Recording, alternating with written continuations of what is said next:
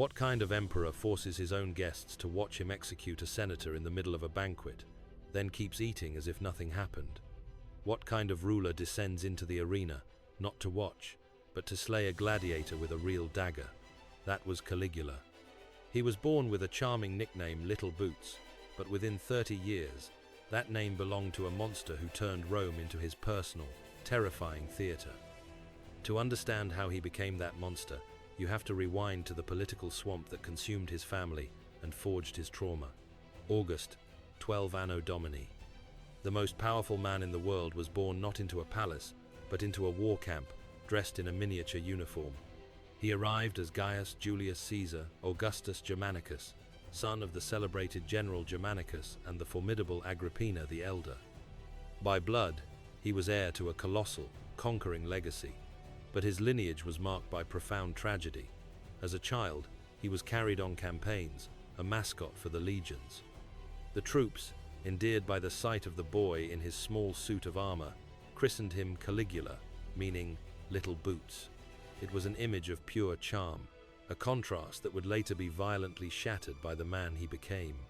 Caligula was born to lead, but his destiny was forged by the terrifying political climate of Rome. He was raised in the shadow of his father, Germanicus, a military titan whose popularity threatened the Emperor Tiberius. When Germanicus died suddenly in Syria, the empire was rocked by a shockwave of suspicion and grief. Many believed he was assassinated on imperial orders. This dark, unresolved suspicion was the poisonous air Caligula breathed in his formative years. His mother, Agrippina, publicly dared to accuse the throne. The result was not justice, but a swift and brutal political purge. Agrippina was exiled, his brothers were eliminated, and the Julian family was systematically dismantled. The lesson was clear, chilling, and absolute. In Rome, the most beloved and the most just do not survive, only the cunning do. Caligula survived by becoming invisible. He was taken to the island of Capri, a lush, remote fortress where the aged Emperor Tiberius indulged his most decadent and paranoid appetites. Caligula lived for years as a silent, watchful hostage under the emperor's direct surveillance. He walked the halls where deadly political games were played over banquet tables. He did not learn to rule, he learned to fear. He learned to anticipate a whisper, to disguise a motive, and to keep a council so tight it was impenetrable. He was not a prince, he was an apprentice in the serpent's den. This brutal apprenticeship cemented the central, crippling conflict of his adult life, a desperate need to command love, coupled with the absolute conviction that those who offered it would betray him. But the silence of the young Caligula was merely the sound of a predator in training. His real education was about to begin on an island built for paranoia. When Tiberius finally died in 37 Anno Domini, some say with the help of a cushion over his face, the young heir emerged from the shadows. Caligula was immediately embraced by the people. He started his reign by freeing prisoners, pardoning debts, and organizing grand spectacles, a merciful and popular beginning that seemed to promise Rome a new Augustus. Hope surged across the continent, but that hope was brutally short-lived. Just 7 months into his reign, Caligula fell seriously, mysteriously ill. He retreated from public view, battling a fever that nearly claimed his life. The crisis was physical, but the change it wrought was existential. The trauma he had suffered had found a deadly outlet, and the monster that emerged from that fever was merely the trauma of his youth, finally given absolute power. What followed was not a government, it was a living warning to history. The terror he absorbed on Capri would soon be the terror he inflicted on the world. When a man with deep traumas, absolute power, and profound insecurities believes himself to be a god, what happens ceases to be politics and becomes institutionalized madness. When he recovered, the man who returned to Rome was no longer an emperor. He was a god in flesh and blood. His obsession began with stone, decapitating the statues of Jupiter and Mars to replace their heads with his own. But his hunger for worship would soon lead him to the one line Rome knew must never be crossed. Caligula now governed under the profound conviction that he was a living deity, a mortal incarnation of the Olympian pantheon. He demanded to be worshipped, feared, and venerated as if he were Jupiter, king of the gods, incarnate. His decision to decapitate and replace the heads of the most revered Roman gods was not just an act of unprecedented arrogance, it was a symbolic declaration of war on the entire Roman religious system, asserting that his power surpassed that of the eternal deities themselves. He presented himself in magnificent, theatrical appearances, often dressed in golden tunics, crowns, and surrounded by incense and chants, making himself the central focus of the imperial cult. This was the moment his power ceased to be merely secular. It became absolute divinity.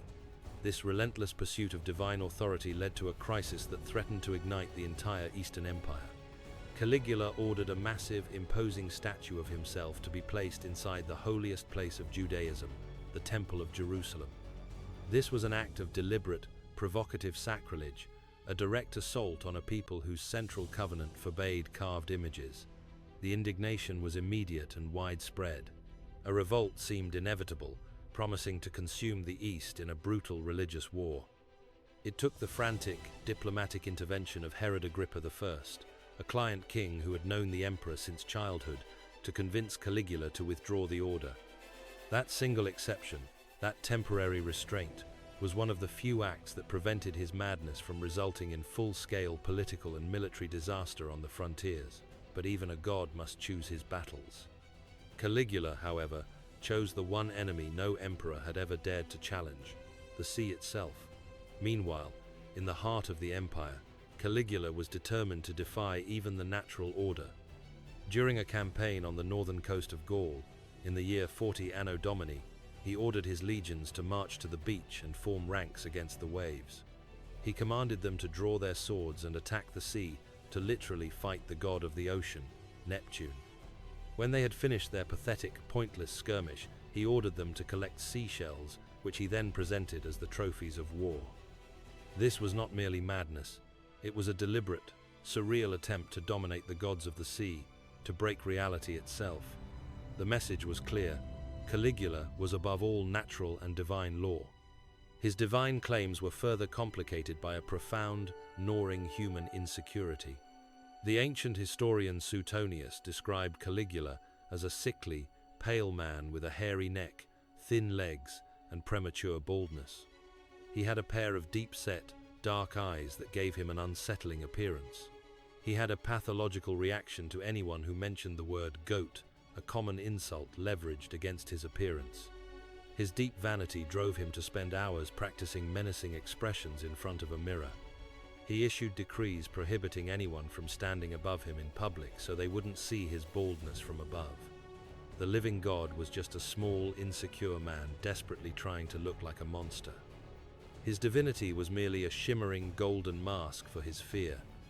This internal conflict, the gap between the divine power he claimed and the small man he saw in the mirror, fueled the terrifying cruelty of his reign. This focus on vanity and image also extended to his communications.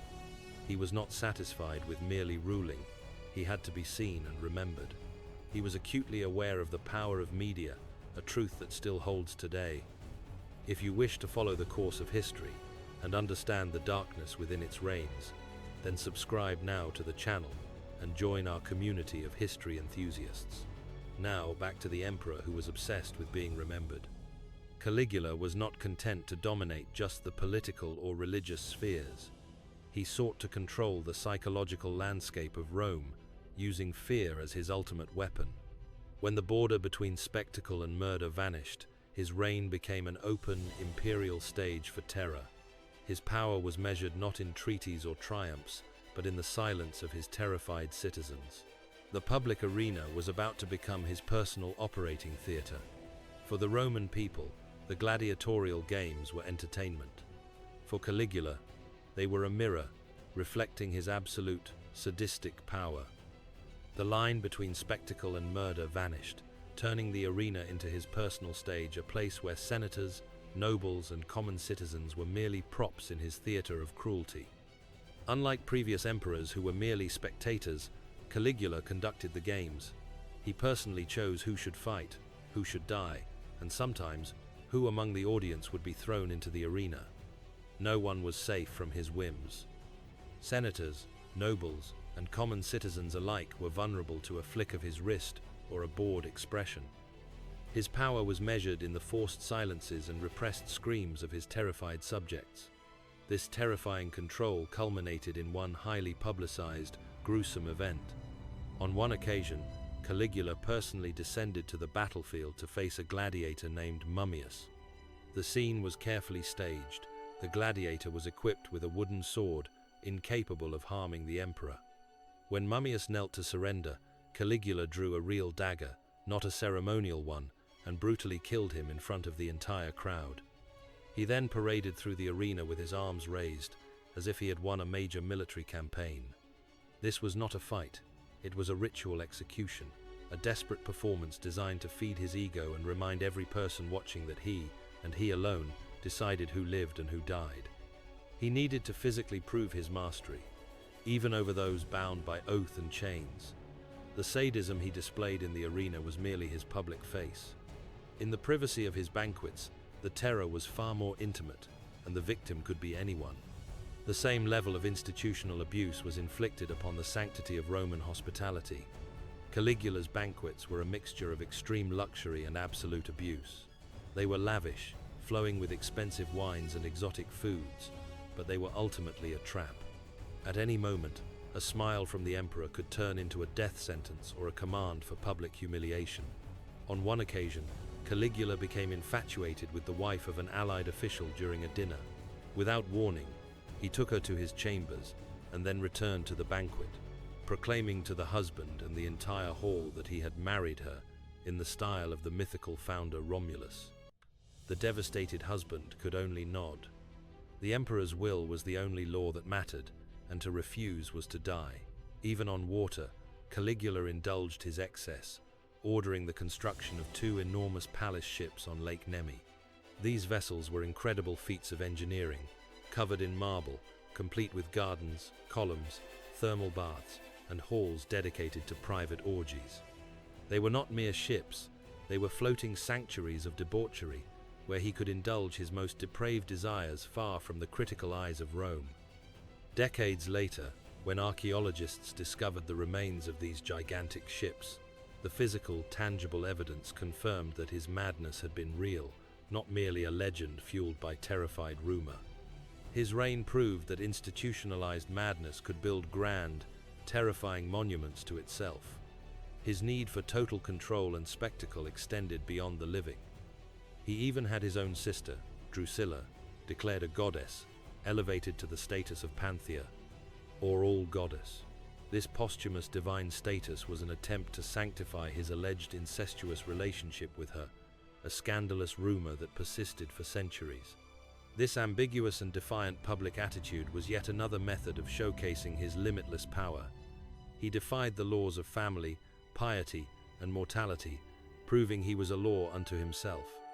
If you have an opinion on which of Caligula's abuses was the most terrifying, the arena murders, the banquets, or the war on the sea, let us know by commenting below. Your insights help fuel our research. If Caligula feared anything, it was the thought of not being remembered as superior. That's why he wasn't content with murder. He sought to ridicule the very foundation of Roman legitimacy, the Senate. And to deliver the ultimate insult, he elevated one creature above all others, a creature with 4 hooves and a taste for gold, his horse, Incitatus. Caligula turned the Senate, the ancient, venerable heart of the Roman Republic, into a tool of his contempt. He made its members wait for hours in humiliating fashion, forced them to applaud absurd speeches, and publicly mocked them with false accusations. He was not governing his government, he was torturing his government, transforming the institution into an object so useless and contemptible that it became ripe for ultimate ridicule. The vessel for this ridicule was his famous horse, Incitatus. Caligula built the animal a marble stable, adorned its collars with jewels, and gave it its own staff of servants. The horse dined on expensive oats from golden cups. Then, in an act of theatrical madness that historians still debate as to its seriousness, Caligula announced that he would appoint Incitatus as a consul of Rome. This was not mere eccentricity. It was a direct, calculated provocation. The horse was a political weapon, a metaphor intended to convey a single, damning message. The Senate was so politically impotent, so utterly corrupted by fear, that an animal could take its place and rule just as effectively. Caligula also defied the deeply held social and gender norms of Roman society to assert his dominance. His provocative customs, such as dressing as a woman, or sometimes appearing in public dressed as various Eastern gods, were perceived not as fashion choices, but as deliberate defiance against established order. In a society where clothing rigorously defined social role, these gestures were intended to destabilize Roman society and show that he was not bound by the traditions, roles, or laws that governed his subjects. He did not want to resemble the gods. He wanted to replace them. His contempt for norms also manifested in his administrative policies. He often opened public works, such as aqueducts, only to then order their immediate closure, disrupting the city's vital infrastructure on a whim. He manipulated grain prices and taxation, often leaving the treasury depleted through his extravagant spending, only to suddenly enforce extreme taxes on the populace to refill it. This was a government by chaotic impulse, creating a pervasive sense of insecurity in the capital. Caligula had shredded the fabric of the state, ensuring that the institution of the emperor was the only thing holding the tattered cloth of the empire together. But the fear that sustained his regime had a tipping point. The humiliation he inflicted on his officers and his senate created a growing, silent, and potentially lethal alliance of enemies. Every time he mocked an officer or forced a senator to endure an insult, he was forging a dagger and handing it to a potential assassin. This atmosphere of ubiquitous terror ensured that his death would not be decided by political debate or battlefield victory, but by a sudden, personal, and brutal act of violence. The empire was holding its breath. The stage was set for a bloody, intimate climax. The greatest power is built on fear, but even terror has its limits. In 41 Anno Domini, 4 years into the nightmare, a group of men led by an officer whose humiliation had reached its breaking point decided enough was enough. The end of the living god would not be a glorious battle or a grand state trial. It would be a sudden, brutal ambush in a dark corridor. The conspiracy formed around several key individuals, most notably 2 praetorian prefects and a tribune named Cassius Chaerea. Chaerea was a military veteran and an officer of distinction, but Caligula had subjected him to repeated, unbearable public mockery, often ridiculing his voice and alleged effeminacy. Chaerea's motivation was not abstract political reform, but the most primal form of revenge for a deep, personal insult. His desperation turned into defiance as he realized that the only way to reclaim his honor was to strike down the tyrant who had taken it. On January 24th, 41 Anno Domini, Caligula was in the palace, attending the Palatine Games. As he passed through a narrow, secluded corridor on his way to the baths, the assassins struck. It was a fast, brutal, and utterly personal attack. Chaerea struck the first blow. The attack was merciless and chaotic, transforming the corridor into a bloody, intimate scene of carnage. The living god died like an animal, stabbed over 30 times in a frenzied explosion of violence. The conspirators, fearing that any heir might carry on the cycle of madness, did not stop there. They also hunted down and killed his wife, Melonia Caesonia, and their infant daughter, Julia Drusilla. The immediate aftermath was chaos. The Senate, sensing an opportunity, attempted to restore the Republic, an institution that had been moribund for decades. This attempt to seize power failed almost immediately. The Praetorian Guard, the only organized military force within the city, quickly acted. They discovered a terrified, cowering Claudius, Caligula's uncle, hiding behind a curtain, and immediately proclaimed him the new emperor. The institutional fabric that Caligula had shredded had proved unable to restore itself. His death did not restore order, it merely transferred the absolute power he had defined to the next man in the line of succession. Caligula's reign was brief, only 4 years, but his legacy was absolute. He had demonstrated what happens when absolute power is coupled with profound instability. His name remains synonymous with limitless abuse and imperial madness. If you know someone who loves history, dramatic storytelling, or learning about the darker side of human nature, please take a moment to share this video with them. It truly helps us reach new audiences. The siege of Belgrade proved that history is made by courage and faith. Caligula proved that history is just as often made by trauma and unchecked power. His story stands as a powerful, terrifying warning across the centuries. The greatest historical power is not in armies or in crowns, but in the trauma and unchecked rage of a single, broken man. If you want to see more stories about the incredible lives that shaped our world, both the heroes and the villains, make sure to subscribe to our channel and activate the bell to not miss the next episode. Let us know in the comments what piece of history you think deserves to be told next.